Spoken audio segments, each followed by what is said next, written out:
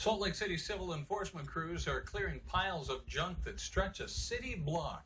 The Salt Lake Valley Health Department says the litter is so bad, it's creating a health hazard. Fox 13's Ben Winslow is in studio tonight. Ben. City officials tell me that they have had problems at this home before, but things have apparently gotten so bad they went to court and got a judge's order to force a cleanup.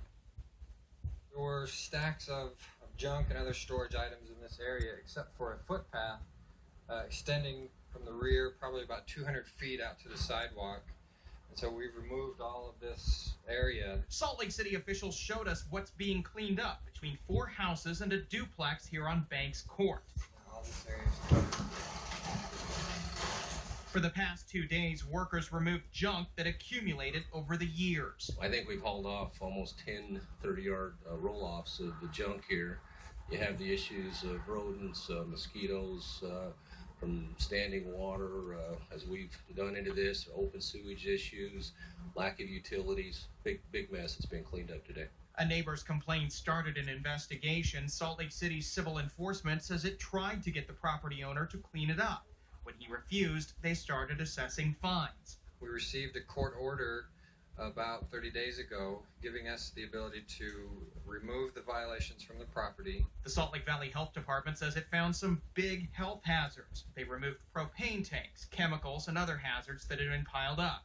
Outside the home, pigeons flocked to the homes where stale food had been left out. We named our street after it, Stale Street, for the stale bread that's out. They've been stealing.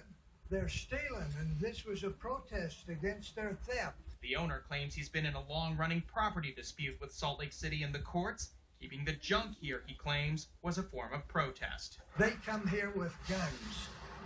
They don't come here talking fair and square like you and I are talking. Wow. Now, what is the process that the city is going through to clean up these problems? Well, the city says that they have been there several times in the past and actually had forced cleanups before. The judge actually does hand down what is a civil judgment. There's fines that are assessed if you miss deadlines to clean it up.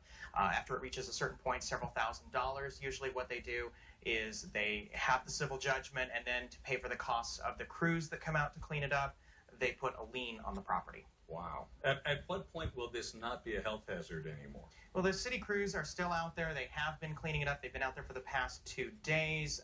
It looks like they may have a little bit more to do. Once they finish that, what we've been told is it starts over with a clean slate, and it requires another complaint if it is an ongoing problem. Well, the neighbors have got to be happy that the process is underway.